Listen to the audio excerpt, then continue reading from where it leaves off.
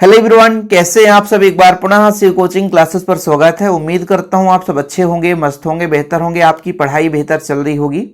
Class 12 physics NCERT में chapter number आपका 9 चल रहा बच्चों, जिसमें आज हम बात करने वाले हैं कोणीय वर्ण विक्षेपण के बारे में और साथ में बात करेंगे बच्चों वर्ण विक्षेपण क्षमता के बारे में। तो चलिए शुरू करते हैं। सबसे पहले कोणीय वर्ण विक्षेपण, और आप लोगों से गुजारिश है कि जिन बच्चों ने अभी तक नोट्स नहीं लिया है, यदि आप लोगों को फिजिक्स का नोट्स चाहिए तो मेरे व्हाट्सएप नंबर पर आप कांटेक्ट करें 9685299149 9685299149। बच्चों प्रॉपर रूप से हर चैप्टर के नोट्स दिए जाते हैं बोर्ड एग्जाम की तैयारी के लिए। तो चलिए शुरू करें। सबसे पहले वर्ण विक्षेपण, आप लोग बताइए कि वर्ण विक्षेपण है क्या। जब श्वेत प्रकाश को किसी प्रिज्म से गुजारा जाता है, जैसे प्रिज्म मैंने माना कि ABC एक आपका प्रिज्म है, तो श्वेत प्रकाश अपने 7 अवयवी रंगों में विभक्त हो जाता है, जिसे बोलते हैं बैजानी, हपी, नाला। वैसे आपका हो जाएगा बैगनी, जा से जामुनी, नी से नीला, बैजानी, हपी, हा से हरा, पी से पीला, और बच्चों ना से नारंगी और ला से लाल। तो ये 7 रंग है। अपने अवयवी घटकों में जो श्वेत प्रकाश है वो क्या हो जाता है बच्चों, स्पेक्ट्रम के रूप में विभाजित हो जाता है, जिसे हम वर्णक्रम के नाम से जानते हैं। तो ये जो परिघटना है वर्ण विक्षेपण कहलाता है। यानी कुल मिलाकर के श्वेत प्रकाश का अपने अलग अलग वर्णों में विभक्त होना वर्ण विक्षेपण कहलाता है बच्चों। तो वर्ण विक्षेपण हो गया। अब कोणीय वर्ण विक्षेपण है क्या, कि जैसे मान लीजिए आपने प्रकाश किरण किसी प्रिज्म से गुजारा, तो प्रिज्म से गुजारने पर कई सारे रंग मिले, तो किन्हीं 2 रंगों के बीच जो कोण बनाएंगे, जैसे आपने कहा भाई 2 आपके रंग हैं और उन रंगों के हम बीच कोण बनाते हैं, वही कोण आपका कोणीय वर्ण विक्षेपण कहलाता है। देखिएगा, जैसे बच्चों मैं आपको अलग से डायग्राम बना के इसलिए समझा रहा हूं ताकि चीजें क्लियर हो पाए, ठीक है। जैसे ये आपका बच्चों एक प्रिज्म है, प्रिज्म मैंने अपने से ऐसा मान लिया। अब प्रकाश किरण बच्चों यहां से गई, ठीक है, टकराने के बाद बच्चों कई सारे रंगों में विभक्त होती है। जैसे मान के चलता हूं, एक रंग हो गया, फिर दूसरा हो गया, तीसरा हो गया, चौथा हो गया, 5वां हो गया, 6वां हो गया बच्चों, और 7वां हो गया। ये आगे चल करके ये निर्गत होगी बच्चों। जैसे ये मान लीजिए इस दिशा में चली गई, एक रंग हो गया बच्चों, इसको मैं रेड कह दिया, ठीक है। सबसे ऊपर वाला होता है आपका लाल ही होता है। और बच्चों यहाँ पे मैंने कहा कि ये आपका बैगनी हो गया बच्चों। अब इनको हम पीछे की ओर बढ़ाते हैं। इनको पीछे की ओर बढ़ाएंगे तो जो 2 रंगों के बीच जो कोण बनेगा, ये आपका कोणीय वर्ण विक्षेपण कहलाएगा। समझने की कोशिश करिएगा। कोई भी 2 रंग है, निर्गत आपका बच्चों ये आपने विबग्योर होता है, नीचे भी है ना, यानी आपका वॉयलेट, फिर बच्चों इंडिगो, फिर ब्लू, फिर ग्रीन, है ना, फिर येलो, फिर ऑरेंज, फिर आपका रेड। तो ये क्रम होता है। लेकिन हमने 2 रंग लिया भाई, ऐसे ही कुछ आपका देखिए अपवर्तन होता है इसमें। तो प्रकाश किरण सघन माध्यम में जाती है तो झुकती है, तो ये कुछ इस प्रकार से अपवर्तन हुआ बच्चों। तो 2 रंग हैं, इनको हमने पीछे बढ़ाया तो इनके बीच जो कोण बना बच्चों, वही आपका कोणीय वर्ण विक्षेपण कहलाता है। प्रिज्म से निर्गत किन्हीं 2 रंगों के किरणों के बीच जो कोण बनता है, मैंने कहा वर्ण विक्षेपण तो आसानी से आपने समझा। श्वेत प्रकाश को किसी प्रिज्म से गुजारेंगे तो अपने अवयवी रंगों में विभक्त हो जाता है, और वही जो 2 रंग है बच्चों उनके बीच जो कोण बनेगा, तो ये निर्गत आपके किरण होंगे जिनसे रंग प्राप्त होता है, स्पेक्ट्रम प्राप्त होता है। तो 2 रंगों के किरणों के बीच जो कोण बनता है बच्चों, वो आपका कोणीय वर्ण विक्षेपण कहलाता है, जिसे हम थीटा से प्रदर्शित करते हैं। ठीक है, कोई दिक्कत तो नहीं, यहां तक क्लियर है बच्चों। अब थोड़ा सा और मैं आपको समझा दूं। हो सकता है आप लोगों ने विचलन कोण पढ़ा हो, नहीं पढ़े तो कोई बात ही नहीं है। देखिए, ये आपका मेन प्रकाश किरण आपतित होने वाला था, ये आगे की ओर सीधा गया। अब ये प्रकाश किरण सीधे जाना चाहिए, लेकिन अपवर्तन के कारण थोड़ा सा विचलित हुआ है, ये आपका विचलन कोण बनता है बच्चों, ठीक है। यानी जो आपका निर्गत किरण है इसको पीछे बढ़ाएं और आपतित किरण को आगे बढ़ाएं, इनके बीच जो कोण बनता है वो विचलन कोण है। आर के लिए तो बच्चों आपका डेल्टा आर हो गया। थोड़ा चीज ये समझिए, विचलन कोण ये बताता है कि वास्तविक रूप से कितना विचलित हो गया। ये इस दिशा में जाना चाहिए तो मैं कहता हूं 30 डिग्री विचलित हो गया, तो 30 डिग्री इसका विचलन कोण हो गया कि अपने मार्ग से कितना विचलित हुआ है। ऐसे कई सारे रंग हो सकते हैं, जैसे यहां पर रेड है, येलो है, वायलेट है। तो बच्चों रेड के लिए डेल्टा आर हो जाएगा, येलो के लिए डेल्टा वाई हो जाएगा, और आपका भी के लिए डेल्टा भी हो गया। ये विचलन कोण है। विचलन कोण का मतलब ये होता है कि अपने मार्ग से कितना विचलित हुआ है, अपने मार्ग से कितना विचलित हुआ है। समझने की कोशिश करिएगा। विचलन कोण का मतलब है बच्चों अपने मार्ग से कितने विचलित हो गया है। जैसे प्रकाश किरण सीधे जाना चाहिए लेकिन ये अपवर्तन के कारण इस दिशा में चला गया है, तो अपने मार्ग से कितना कोण वो भटक गया है वो उसका विचलन कोण है। तो रेड के लिए आपका डेल्टा आर बच्चों, वाई के लिए डेल्टा वाई और आपका भी यानी वॉयलेट के लिए डेल्टा भी हो जाएगा। और हमें केवल दो रंगों के बीच का कोण निकालना है। तो जैसे हमने वॉयलेट और आर के बीच लिया तो इनको पीछे की ओर बढ़ाया, जो कोण बना थीटा, यही आपका कोणीय वर्ण विक्षेपण है। ठीक है बच्चों, यहां तक क्लियर है। कोणीय वर्ण विक्षेपण चीजें क्लियर है। अब मैं आपसे कह दूं, थोड़ा समझिएगा कि ये जो आर और भी के बीच जो कोण है बच्चों थीटा है। आर और भी इसको पीछे बढ़ाए तो थीटा ही बना है। ठीक है, तो कितना बना बच्चों? थीटा बना है। ठीक है, यहां पे थीटा है और यहां पे ये मान लीजिए मुख्य आपका प्रकाश किरण है, जो आपतित प्रकाश किरण, इसको आगे बढ़ाने पर तो यहां पे मैं आपको दो कलर लेने के लिए बोलूंगा, क्योंकि दो कलर लेकर चल रहा हूं, उन्हीं के बीच का कोण निकालना है। तो मैं मान के चलता हूं आपका वी यानी वॉयलेट बैगनी रंग का विचलन कोण डेल्टा वी, ठीक है बच्चों, और रेड का है आपका डेल्टा आर। ठीक है, तो ये पूरा का पूरा आपका डेल्टा भी है, लेकिन इसके बीच ये वाला कोण आपको पता होगा बच्चों, ये है आपका थीटा। यानी जो डेल्टा वी है, थोड़ा समझिएगा, डेल्टा वी है वो ये वाला कोण, ये जो थीटा है बच्चों, ये थीटा है, ध्यान दो, ये थीटा है। और आर के ऊपर वाला है आपका डेल्टा आर और थीटा के योग के बराबर है। फिर समझना, जो डेल्टा भी है, बड़ा कोण जो है, ये डेल्टा भी यानी यहां से यहां तक की मैं बात कर रहा हूं बच्चों, यहां से यहां तक की बात कर रहा हूं, तो इसके और इसके योग के बराबर होगा। ठीक है, तो ये वाला आपका बच्चों है डेल्टा आर। आप कहोगे सर डेल्टा बाई किसके लिए? ये तो नीचे बीच वाले के लिए है। डेल्टा भी किसके लिए? नीचे वाले के लिए। तो डेल्टा भी आपका ये बीच का कोण जो थीटा है और डेल्टा आर के योग के बराबर है। तो यहां से आपका थीटा का मान निकल कर आ जाएगा बच्चों, पक्षांतर करोगे तो डेल्टा भी माइनस डेल्टा आर। ये आपका आ गया कोणीय वर्ण विक्षेपण, कोणीय वर्ण विक्षेपण। किंतु बच्चों आप लोगों ने विचलन कोण का भी मान पढ़ा है। ठीक है, विचलन कोण का मान पढ़ा है, तो थोड़ा सा मैं अपवर्तनांक के लिए लिख देता हूं कि भाई बैगनी रंग के लिए अपवर्तनांक म्यू आर होगा, है ना। और बच्चों यदि मैं रेड यानी लाल रंग के लिए अपवर्तनांक की बात करूं तो म्यू आर होगा। भाई इसके लिए म्यू भी और mu R.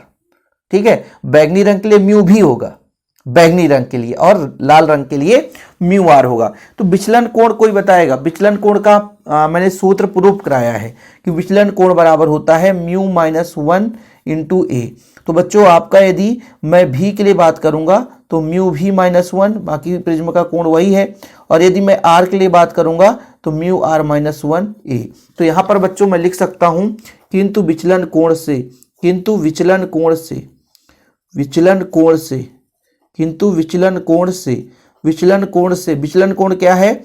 Delta equal mu minus 1 into V, mu minus 1 into we.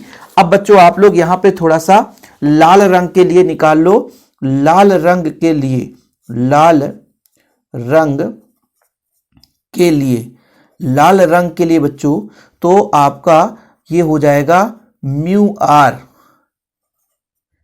Are minus 1 into ए। ये लाल रंग के लिए है बच्चों। किस रंग के लिए? लाल रंग के लिए। और बैगनी रंग के लिए, बैगनी रंग के लिए, बैगनी रंग के लिए, ठीक है, आपका हो जाएगा डेल्टा भी बराबर म्यू भी माइनस 1 इंटू ए। ये ए रहेगा, प्रिज्म का कोण आपका ए है, तो ये बदलाव नहीं होगा, ये बदलाव नहीं होगा। तब इसको आप समीकरण 1 दे दो, तब समीकरण 1 से, तब समीकरण 1 से, तब समीकरण 1 से, समीकरण 1 क्या कहता है? थीटा बराबर, इसका वैल्यू पुट कर दो म्यू भी माइनस 1 इंटू ए, फिर माइनस बच्चों म्यू, डेल्टा कर दिया आपने, गलत हो जाएगा सर, आपका हो जाएगा म्यू आर के लिए करना है ना, तो म्यू आर माइनस 1 इंटू ए। ठीक है, ये कुछ भी नहीं है, ये कुछ भी नहीं तो परेशान हो जाओ ये कहाँ से आ गया। थोड़ा सा इसको आप अरेंजमेंट कर दो, कुछ भी नहीं है, गुणा करोगे बच्चों सिंपल आ जाएगा। देखिएगा यहां पर मैं आपसे कह दूं कि ये भी ए है, ये भी ए है, माइनस माइनस प्लस हो जाएगा। देखो भाई यहां पर म्यू भी ए हो जाएगा और माइनस ए हो जाएगा, माइनस माइनस प्लस होगा इस बार, माइनस म्यू आर ए हो जाएगा और माइनस माइनस प्लस ए, तो ये इस ए से ए कैंसिल हो गया और यहाँ पे म्यू भी माइनस म्यू आर और ए बाहर ले लो बच्चों, ये आपका आ गया थीटा। किस बच्चे से नहीं बनेगा इस सूत्र को निकालने में? कोई दिक्कत तो नहीं है बच्चों, कोई दिक्कत नहीं होनी चाहिए। ये आपका आ गया बच्चों, क्या आया है? ये आया है कोणीय बर्ण विक्षेपण। थीटा क्या है? कोणीय बर्ण विक्षेपण। ये दो चीजों पर निर्भर करेगा बच्चों। दो चीजों पर कैसे? दो चीजों पर निर्भरता यदि मैं आपसे कह दूं, कभी कभी पूछा जाता है किन किन कारकों पर निर्भर करता है, तो दो चीजों पर निर्भर करता है। एक तो ए पर यानी प्रिज्म के कोण, प्रिज्म के कोण पर निर्भर करेगा बच्चों, प्रिज्म के कोण पर। और दूसरा बच्चों ये म्यू क्या है? ये प्रिज्म के पदार्थ पर, क्योंकि अपवर्तनांक पदार्थ पर निर्भर करेगा, है ना। तो भाई साहब प्रिज्म के पदार्थ पर, यदि प्रिज्म के पदार्थ का अपवर्तनांक ज्यादा है, यानी रंगों का पदार्थ, जैसे पदार्थ है, पदार्थ के ऊपर उसका अपवर्तनांक रहेगा, यानी किसी प्रिज्म के लिए रंगों का जो अपवर्तनांक है बच्चों यदि अधिक है ना, तो फिर आपका कहीं ना कहीं जैसे म्यू भी का मान अधिक है तो फिर थीटा का मान अधिक आएगा, और ए कोण यदि अधिक है बच्चों तो थीटा का मान अधिक आएगा। तो प्रिज्म के कोण पर, प्रिज्म के कोण अधिक होने पर वर्ण विक्षेपण का मान भी अधिक होगा। प्रिज्म के कोण का मान अधिक होने पर वर्ण विक्षेपण थीटा का मान भी अधिक होगा। ठीक है बच्चों, फिर समझिएगा, आपका जो प्रिज्म का कोण है ये ए, इसका मान अधिक होने पर थीटा का मान अधिक होगा। और दूसरा है प्रिज्म के पदार्थ की प्रकृति पर, प्रिज्म के पदार्थ का जो अपवर्तनांक अधिक है तो भाई साहब वर्ण विक्षेपण का मान भी अधिक होगा। बस इतना आप लोग याद रखना। रंगों के युग्म पर भी निर्भर करता है कि रंग का युग्म कैसा है। ठीक है, चलिए भाई यहाँ पर युग्म, इस पर मैं कहता हूँ, इस पे कहाँ से लेके रखियो, इन पर भी निर्भर करता है। तो ये आपका बच्चों कोणीय बर्ण विक्षेपण आया है। अब थोड़ा सा कोणीय बर्ण विक्षेपण क्षमता देखना है, जो कि बिल्कुल इसी से मिलता जुलता रहेगा कि भाई दो रंगों के बीच का आपने कोणीय बर्ण विक्षेपण निकाल लिया, और जो बीच उनके बीच जो रंग होगा इसका जो आपका विचलन होगा, इसका अनुपात, आपने बर्ण विक्षेपण निकाला ना, दो रंगों के बीच का जो कोण है वो आपका बर्ण विक्षेपण है, और उसके बीच कोई रंग है, माध्य किरण जो होगा उसका विचलन कोण निकाल लो और अनुपात निकाल दो बच्चों, तो आप वर्ण विक्षेपण क्षमता कह सकते हो। देखना, कोणीय वर्ण विक्षेपण और माध्य किरण का विचलन, यानी हमने कहा कि कोणीय वर्ण विक्षेपण होता क्या है, जैसे हमने कहा कि इन्हीं दो निर्गत किरणों के जो बीच कोण बनता है वही कोणीय वर्ण विक्षेपण है। यहां पर हमने कहा रेड और वॉयलेट के बीच जो कोण थीटा है ये कोणीय वर्ण विक्षेपण है। जब क्षमता निकालेंगे तो हम उसके बीच का जो किरण होगा, है ना, उस किरण का हम विचलन लेकर चलेंगे। तो बच्चों प्रिज्म से निर्गत किन्हीं दो रंगों के कोणीय वर्ण विक्षेपण और माध्य किरण के विचलन के अनुपात को उन रंगों के लिए प्रिज्म के पदार्थ का वर्ण विक्षेपण क्षमता कहते हैं। बस और कुछ भी नहीं है, दो ही चीज समझना है। जैसे मैंने कहा कि भाई मेरे पास दो रंग हैं, वॉयलेट और रेड, इसके लिए मेरा भाई आपका वैल्यू आया था थीटा बराबर, है ना। यहां पर आपको थोड़ा सा लिखना है कि दो रंगों के लिए थीटा बराबर, मैंने अभी आपको निकाल कर बताया था, कितना आया था बच्चों, अधिक वाले में से कम वाले को घटा दो, यानी आपका आया था delta we minus delta R, यही तो मान लिखकर कर आया था। तो ये आपका है बच्चों कोणीय वर्ण विक्षेपण, कोणीय वर्ण विक्षेपण। और क्षमता को हम ओमेगा से रिप्रेजेंट करते हैं, तो ओमेगा का फार्मूला ये कहता है कि दो रंगों के बीच जो कोणीय वर्ण विक्षेपण आया delta we minus delta R, और बच्चों इनके बीच जो विचलन कोण है, इनके बीच जो विचलन कोण है, विचलन कोण जो आपका माध्य किरण है ना, बीच का जो रंग है उसका विचलन कोण, इसका अनुपात बच्चों आपका क्या कहलाता है, क्या कहलाता है बच्चों, तो ये कहलाता है वर्ण विक्षेपण क्षमता। क्या कहलाता है, वर्ण विक्षेपण क्षमता। बताओ किस बच्चे से नहीं बनेगा, किस बच्चे से नहीं बनेगा कि हमने वर्ण विक्षेपण बता ही दिया है कि दो रंगों के बीच का कोण वर्ण विक्षेपण है, और यदि उसके बीच का कोई किरण है उसका विचलन का अनुपात निकाल देंगे बच्चों। भाई हमने कहा थीटा, थीटा दो रंगों के बीच का कोण है, यही वर्ण विक्षेपण है, और डेल्टा बाई उनके बीच जो मध्य किरण था उसका विचलन कोण, फिर अनुपात निकाल दो, वर्ण विक्षेपण क्षमता निकल कर आ जाता है।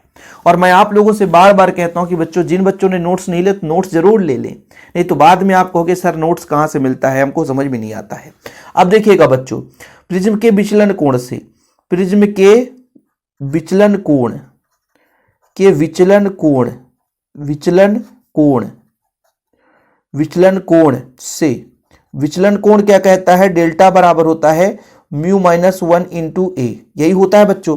अब आपको क्या करना है, जितने भी रंग हैं, जैसे मैंने कहा लाल रंग के लिए, लाल रंग के लिए, लाल रंग के लिए हो जाएगा डेल्टा आर बराबर म्यू आर माइनस 1 इंटू ए। ठीक है, ये लाल रंग के लिए हो गए बच्चों। फिर बैगनी रंग के लिए, बैगनी रंग के लिए तो ये हो जाएगा डेल्टा वी, तो म्यू वी माइनस 1 इंटू ए। ठीक है, फिर आपका पीला हो जाएगा बच्चों, पीले रंग के लिए, पीले रंग के लिए, पीला मत लिखना, पीले रंग लिख लेना, तो डेल्टा बाई बराबर कितना हो जाएगा म्यू बाई माइनस 1 इंटू ए। बस सबका वैल्यू पुट कर दो।